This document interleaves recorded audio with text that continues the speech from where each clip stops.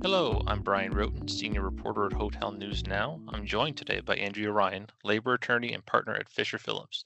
She's also the co-chair of the firm's hospitality industry group. Today, we're going to talk about the likely changes hoteliers can expect to see to labor rules and laws under the incoming Trump administration. Andrea, welcome back. It's always great getting to have a chance to pick your brain. Thank Overall, you, I think Brian. it's Very nice to be here. Really nice yeah, to be here. always it's always a pleasure having a chance to talk to you. Overall, I think it's safe to say that we can expect to see a lot of things either change back or at least start moving back toward how they were under Trump's first administration. Now, not everything is going to happen on day one or even within the first couple of weeks. So I think let's just get started with what you think are likely to be among the first changes that we'll see in 2025. And let's talk about how those changes you know, would happen. Yep. Yep. Let's do it. Brian, I think there's probably three. Any of the various agencies that touch on the employment relationship, we're going to see some changes. But I guess I'd highlight three for now, and that Okay. is Department of Labor. So that's going to include things like is an independent contractor, the overtime rule, the 80/20/30 tip credit rule, um, Department of Labor, Mhm. NLRB, um, union elections, which under that umbrella, we're going to see some probably some rollback on some pretty onerous union election rules, but also how work rules are interpreted by the board. The board's been very active in non-union workplaces, um, and so I think we're going to see that. And then the third area is immigration. Um, right Yeah. with there Yeah. always there's always a challenge. This administration has made it a top priority. It seems to have been a top priority for voters, and many of the legal H-2B, J-1 programs kind of get swept up. Mhm. Employers are using them; they're using them well. They need them, and they kind of get swept up in the negativity of some of the other immigrations, and then of course the talk about mass deportations. So I think those are the three biggest areas. And as you said, Brian, it's going to take a little time Mhm. because we've got changes at all of those agencies in terms of leadership, some of which have not been announced yet. Right. Yeah, we're But only but just now yeah, hearing some of the main heads in terms that's of right. the cabinet and things like that. So And I it's haven't, and still I'm not a Washington insider, Brian, but I haven't really heard any chatter about the Department of Labor, Secretary of Labor. I I don't may be think I have missing either. something, but yeah. So that's gonna there's such large number of agencies that come in under the Department of Labor that we're gonna see a I think we're gonna see a sea change there. Absolutely. Uh, so let's get started. Let's start with since we're talking about Department of Labor, let's talk about the rules, the laws that we see under the Department of Labor, uh, and some of the ones that have been kind of ping ponged back and forth from the Obama administration to the first Trump administration to the Biden administration, and then what we'll likely see go back under the next Trump administration. Right, right. Well, I know what's on a lot of people's mind is this overtime pay hike Hmm. that is slated to go into effect on January 1st, 2025. And it is a significant increase. I know many anecdotally, many of the folks in the hospitality industry that I've talked to and clients were able to absorb that July 1st increase Hmm. relatively easily. That was not the jump that's going to cause them heartburn. It's the January 1st jump. And unfortunately, uh, the Trump administration will not have been sworn in. There's really not much they can do once that thing is, if it goes into effect, when it's implemented on January 1st. And rolling back, and I think as employers know, once you grant a salary increase because the law requires it, Hmm. taking it back to the extent it gets rolled back by the administration is very difficult to do from an employee morale standpoint. Yeah, I gotta imagine that would be regardless of your political stance. If something comes through that's gonna allow for a reduction in pay, Right. that's gonna be quite unpopular. Yeah. I mean, the Obama era increase that occurred in 2016 was rolled back by a Texas judge. Right. right? An injunction was issued by a Texas judge, and when the Trump administration came in, they dropped any appeal of that. So Right. it was dead in the water. Um, there is a case still pending in Texas. It's really the last standing, the last chance for this to get a similar decision, and maybe a nationwide injunction. And I believe there was hearings held in front of this judge last week, maybe the week before, end of the week before. And so we're kind of all sitting on the edge of our seats saying, come on, judges, let's go. Clerks, write up your opinion. Because and I'm sure others in the industry and others, any other practitioners are receiving a lot of inquiries from clients because they're in budget season, right? They're in budget season. So Oh they yeah. need to, they need to make some really strong, really important decisions now. So judges don't really operate like that, but Right. but we're still waiting. So I think we're going to have to count on the judicial system as opposed to the administration. If it's a negative decision, though, I think the Trump Department of Labor is also not going to appeal anything, like Okay. they did the last time. So if the under the current case right now, if the judge comes back, is this for an injunction? Is this just to potentially strike it down? What is actually going to be decided here? Could be either one. Could be Okay. either one. And of course, we're hoping for a nationwide injunction, or or a striking down the rule and applying it nationwide, and not just in the Fifth Circuit, which is Texas, Louisiana, Mississippi. Mhm. But we have to wait and see. So would that obviously a negative decision either way would affect the what's going to go in effect in January 1st, but how would that affect the increase that already happened in July? Would that roll The that judge back could or strike. The judge could certainly strike that down as well. Again, but we're now how many months into that pay increase, so it'd be difficult for employers to take that money back. But they certainly could if he strikes that portion of it down as well. gotcha. I mean, if the decision is the Department of Labor didn't have the authority to do this, then they didn't have the authority to do it in July, and they don't have the authority to do it in January. Hey everyone, Brian Roten here. Just wanted to give a quick update. Following the recording of this interview, I want to let you know that a federal judge in Texas ruled that the Department of Labor exceeded its authority when it finalized the overtime rule earlier this year, and that applies to both the upcoming threshold increase in January as well as the previous one that went into effect already in July. So, back to the interview. So what's next after the overtime?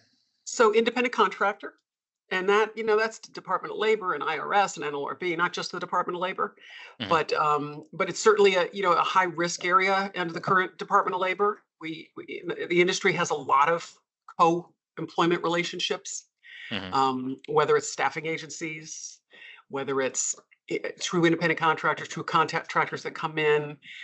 Maybe it's a visiting chef or somebody like that on staff, or task force managers that come in. The industry uses folks in those kinds of positions a lot. The Department of Mhm. Labor tends to be, again, all agencies have their tests, and all agencies want them truly classified properly. But a lot of the danger when it comes to the Department of Labor is if you're not properly classified under these really tight rules right now, you've got potential overtime due. You've got, if these folks were supposed to be on payroll and they weren't, and they're being treated as a 1099 contractor, or as I have had clients tell me in the past, I have a 1099 employee. I said, no, you don't. You either have an employee who's on your payroll, or you have a arm's length contractor to whom you issue a 1099. So, some loosening of the reins there will be helpful for the industry, especially as it comes to those relationships with staffing agencies, which are vitally important. So something that we've seen go back and forth as well is the in somewhat related to independent contractor, just in terms of status, joint employer. Do you expect to see movement on that area quickly? I would think so. Quickly is another question, Brian. But Fair. it's really a lot of it's enforcement, and so if the agency starts to roll back some enforcement efforts, then the industry will benefit from that. But And joint employer is um, something that falls under two categories, correct? Joint employer? Isn't that Well, it something? falls under yeah, I mean, it falls under many categories, right? You're a joint Mhm. employer. You could be joint employer for pay purposes, for EEO purposes, for harassment discrimination purposes. So, I tell many in the industry when I'm speaking, listen, I don't concede the issue. Certainly, don't concede that you're a joint employer. But under the Biden administration, you are more likely than not to be considered a joint employer. And so, make sure you're partnering with really reputable partners, agencies that are doing things properly, that have that are vetting folks for immigration purposes, that are paying employees properly, that are doing the right thing when it comes to discrimination, harassment, accommodation of disabilities. You want to make sure you're partnering with a reputable staffing agency because you know I mean, joint employer finding is inevitable. that sounds like pretty good advice, regardless. Yeah, I think so, Brian. I think so. I think there's always a balance. Mhm. We need these folks. We really do. They're good employees, but but they're working for a staffing agency for a reason, right? They're either lifetime decision. They don't want full time employment. Their immigration status is questionable. There's a lot of reasons they might be with a staffing agency. So I think it's important that employers be careful and be wary of who they're partnering with. Certainly. I mean, Let's talk about next up, tips for a minute before we yeah, leave the yeah. Department of Labor. Oh, We got to please, talk about absolutely. tips. Oh my goodness, yeah.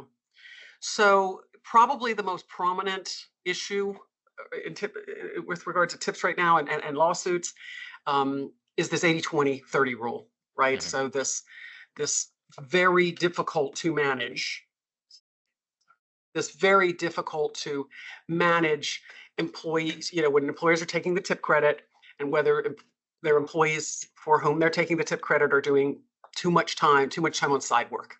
Hmm. Where if they are under this rule, they will lose the tip credit for all purposes. And there's a lot of folks in the industry that just aren't paying attention to it, aren't managing it properly, or are paying full minimum wage just because they don't want to deal with it. So I think that we'll see we'll hopefully we'll see some modification of that, really again difficult to implement and difficult to manage rule. So next was I mean, just the NRLB in general. That's such uh, a big issue, and it's one that leading up to the uh, the election, I heard a lot of executives at uh, third party management companies. That was a big issue for them in terms of the outcome of this election. What's going to happen with the labor board? Yeah. And Well, we remember just go remember the ahead. Biden administration terminated Trump's NLRB general counsel within Hmm. hours of taking office. Right. Right? And President Biden is the first president to ever walk a picket line. Yes. So, a very union-friendly Hmm. organization. Now, the Trump did have support from a good number of labor unions, so he's certainly not going to toss them to the side. But the two major areas that the Biden administration had, the current NLRB under the Biden Hmm. administration has really, we think has gone really too far, is with regard to union elections, Right. and that's quickie elections and not Hmm. giving employers significant time to educate their employees or at least talk to them about what it might mean or what their opinion is. That was um fairly recent too, like within the last year or so that yes. that came out. Yep. And this is, it's been up and it's been down, it's in, it's out, it's in it and it's out. So it's a bit of a ping pong game for employers who are actually subject to union elections. The other thing is the board just issued a decision making it illegal to hold captive audience Right. meetings. And so That was just days ago. that was just days ago. And so those, on the union election side, those are really onerous uh, regulations. And decisions. They're really tying employers' hands to communicate with their employees about what they think unionizing means. On the flip side, we've got the Hmm. non-union employers. Because this board has been, I don't know what it is. Like if folks go out and Google wrongful discharge, or maybe I should try it myself, right? And they're finding their way to the NLRB, which is not an agency that traditionally I've been practicing for over 30 years, and it's just not the agency that employees who feel wronged tend to gravitate to. But they have been over the past 3 or 4 years. They have been, and the NLRB is welcoming that. And so non-union employees are turning to the NLRB and filing unfair labor practice charges for a variety of issues. I have one I'm dealing with now where the employee complained about harassment, sexual harassment, and she didn't get the answer she liked, I presume, and went to the NLRB, which is not an agency that's really designed to investigate or deal with harassment claims. That's Hmm. the EEOC. But what Right. she's saying is, I was complaining about work. I was complaining with my coworkers about a work related something related to my work, which was harassment.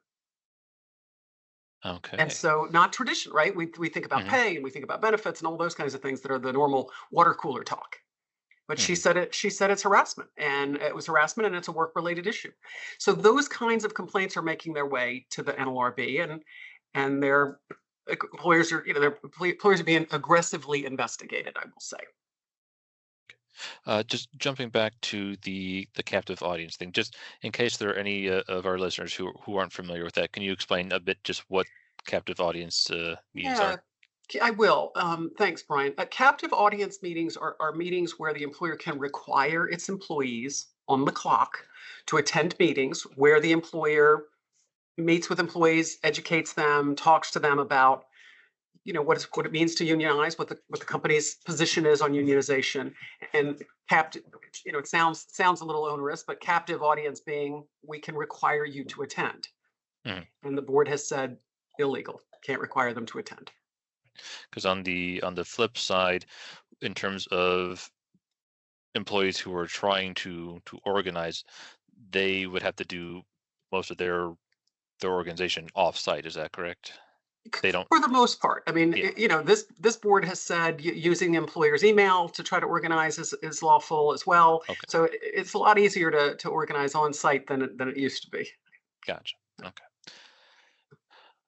So, what's next? Is there still more under the Well, I wanted to NLRB or mention one more thing under the please? NLRB, and that is potentially rolling back the Stericycle work rule decision. That decision it's really quite onerous to employers. It basically says that even if you haven't enforced this rule against an employee, you haven't terminated, disciplined the employee, we could still find it unlawful and a violation of the National Labor Relations Act. So, for example, you have a rule, a social media policy that the board Hmm. doesn't agree with, or you have either a written or unwritten rule that employees can't discuss wages, which is an unlawful rule. Even Right. if you haven't disciplined an employee or terminated an employee for violating you can be found to be in violation of the NLRA.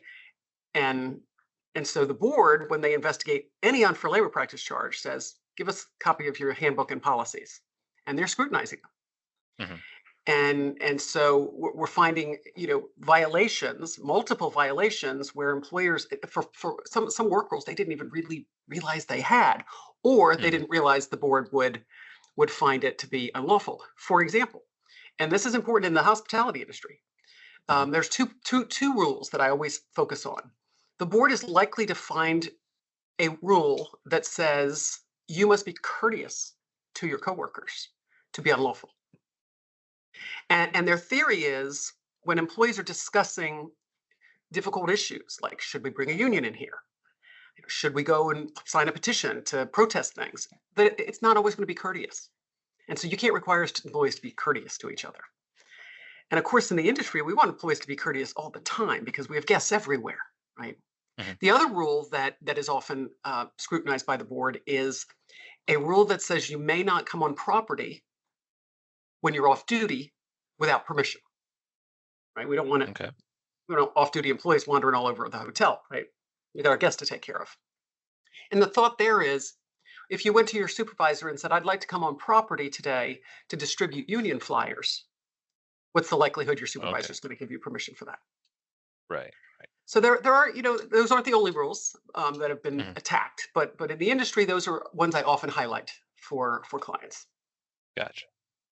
So hopefully, we see a little bit of loosening of the reins on that decision.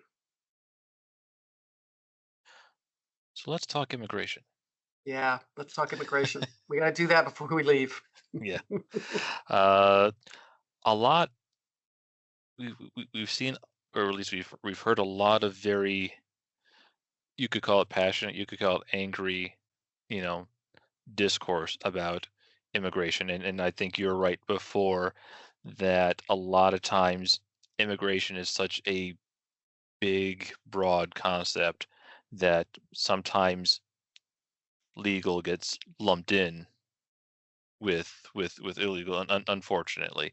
Uh, so a lot of rhetoric, a lot of talk about. I mean, everyone is focusing on the mass deportations, and obviously that would.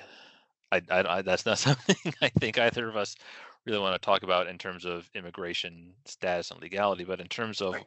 how that's going to affect, uh, you know, Yeah, the industry. Yeah. employment. Yeah. Yeah. I mean, the hotel industry relies heavily on immigration, either in terms of people who have migrated here and are working in their local communities, or people who are here on visas, for seasonal work. There's a wide variety, and the industry really, really does rely so much on, especially considering here we are going into 2025, and even pre-pandemic, I kept hearing about how the hotel industry was facing labor shortages. Yeah. Yeah.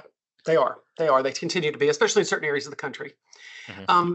Let's mention this one and then set it aside for talking about deportations, and that is the negative connotation associated with the legal visas, right? Hmm. So even you know lawmakers who are fairly neutral on immigration tend to hold back on issuing new, allowing new H-2B, visas and those kinds of things. They tend to lump it as, well, let's press the hold button while we see what else happens. And so I Hmm. think the industry will likely suffer from that kind of mentality as the administration rolls that out.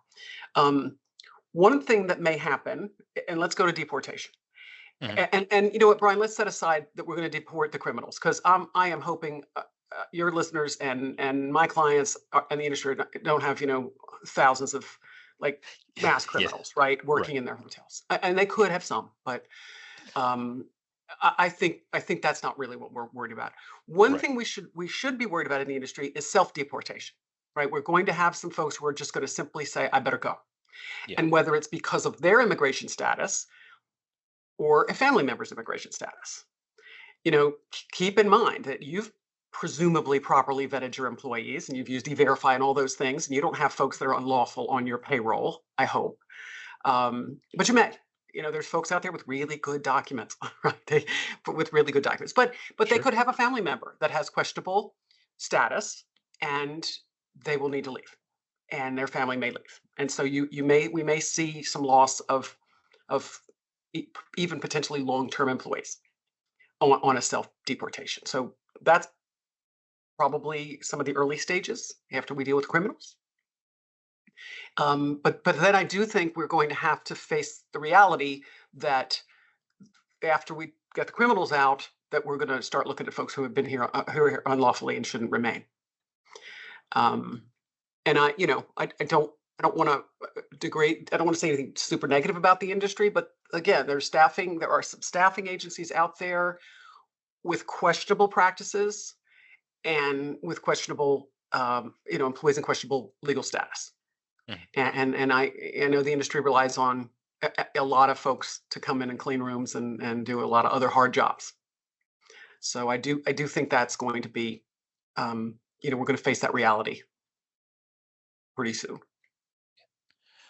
Um, from an employer perspective, obviously the potential loss of employees is going to be problematic on its own. But what about employers? Are they going to run into any legal trouble of their own if they're found to be, you know, hiring and employing people here Yeah. who are not, on any kind of legal status? Well, they could be. The law will punish an employer if they knowingly are employing folks that are not lawfully authorized to work. And so, you know, under previous administrations, we would come in, we'd see INS come in, they'd do an audit, they'd say, look, it looks like we can't verify these 10 employees. What are you going to do with them? We try to get decent documents. If they can't produce documents, maybe they've had a marriage or something had changed their name. Hmm. We have a few days, and if not, we're taking them off our payroll. And our responsibility as an employer is to not knowingly um, hire folks that are in unlawful status. So if it's unknowing, then the government agencies are generally take them off your payroll, but they go back out into the community is what happens. So with I mean the term knowingly, I feel like that can cover a lot in terms of, well, if I didn't know, is there any situation in which, like, okay, you say you didn't know, but A, B, and C signs here say you should have known. Is that is Well, does it's that not a should have known standard, right? So it's okay? knowing. It's a knowing. So not a should have known. Not a it's I so will. obvious you like come on, Well, or no, and here's it's when it becomes obvious, Brian. yeah, Little please. things like supervisor or manager will ask staffing agency employees. They'll say, "Why don't you apply to work for us? Why don't you come? You get benefits, you get PTO, you get." And they say, "Well, I can't. I'm illegal." Well, that's knowing. Well, Now we've got knowing, that'll do it. right? But imagine how what a common conversation that must be for a frontline supervisor or manager for whom we're responsible as an employer. We Sure. are responsible for the questions that they ask and the information that they have. It's not just HR. It's not just HR didn't know. Yeah. So if So you're if you're a a third party manager, or you're an owner operator, and then you contract out for to a staffing agency, and that happens, if you know the GM or the housekeeping manager, or whoever's like, is they have a really great temporary worker, and then they ask, hey, you should apply here, and they find that out. Is there any legal liability then on the company that's hiring the staffing agency? Because obviously the staffing agency has its own issue, but that's right. being having that knowledge Right. that the We company can't that we you are cannot we can't hiring. let them work anymore. We have to let them tell the staffing agency, please don't send Anna back to us, and Mhm. and make a note that we did that. So we document that we received information that she may not be in lawful status, so we ask the agency not to send her back to But work you for can us. continue to work with that agency, Well, you knowing should that you they should start worrying about it, right? okay. And I, in a good staffing agency agreement, you have a clause that protects you that says, number one, they'll indemnify you if they're in violation. But number two, Okay. I have, upon reasonable requests, I have the hotel may Hmm. request to inspect your documents. Please send me a copy of the I-9 form that you have for the 10 housekeepers you're sending me. When your staffing agency says, oh, no, no, no, no, the home office in Atlanta says we can't do that, it's private information, you have a problem. And to tie back to a previous topic, under the current standard, joint employer, that would be a big Yeah, problem. that would be a big problem. Will be a big problem. So yeah, they So all fold into each other, and I don't think to tie sort of this in a little bit of a bow, Brian. I don't think employers are trying to do things that are illegal. I think most are oh no, trying yeah. to be compliant, right? It's just that there's so many moving parts Hmm. that and we have such a crisis in staffing that we need and we want to take care of our guests. Oh And sure. so my advice is always get references, partner with reputable agencies, and respect and honor that contract and have a good contract in place. Whether it's this administration, the next administration, Hmm. but I do think it's interesting, Brian, because we started with a couple of agencies where we hope we get a more balanced approach. Right, we're going to get a little bit Hmm. more balance. On immigration, I'm not sure. I think we might see this pendulum swing a little the other way. Yeah. So we've talked about a lot of topics here, and said at the beginning, we're not going to see all of this change day one. This is all going to, if done the way that's supposed to, this is all going to take time in terms of new appointments, getting, approved, or those that don't need approval can just go in. And then there's the whole process of, rulemaking, or a case has to be brought, or it's an actual lawsuit. These things all take time.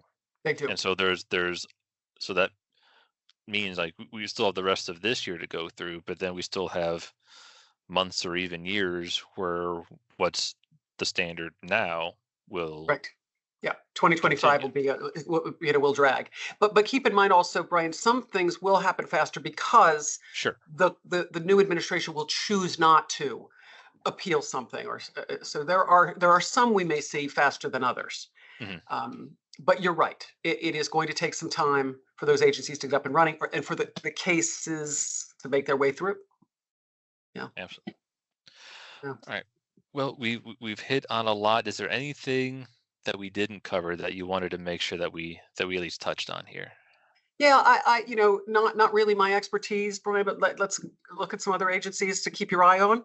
OSHA, Okay. things that another area I'm not a real expert at all on, but artificial intelligence and the use of artificial intelligence by Sure. employers. All of those, I think, this newest administration is going to have to tackle some really interesting issues out there. Very much so. Well, Andrea, once again, thank you so much. It was really great having a chance to talk to you about these topics, and help you, or have you help us, break all this down so we find out like what exactly this all will likely mean. So thank you very much. My pleasure, Brian. Nice to be here.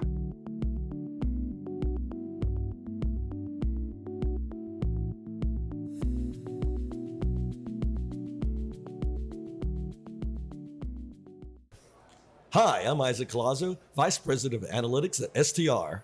Hi, and I'm Jan Freitag, National Director for Hospitality Analytics for the CoStar Group. Tune in to our new show, Tell Me More, a hospitality data podcast. It's a podcast on the global hotel industry, its current trends, what we're thinking about, and where the industry's going. And we like to have fun with the data too. Find us on hotelnewsnow.com or wherever you listen to podcasts. Subscribe today. Thanks for listening. This episode was recorded November 15th, 2024, and produced and edited by Brian Roden. Go to hotelnewsnow.com every day for the latest in hotel industry news.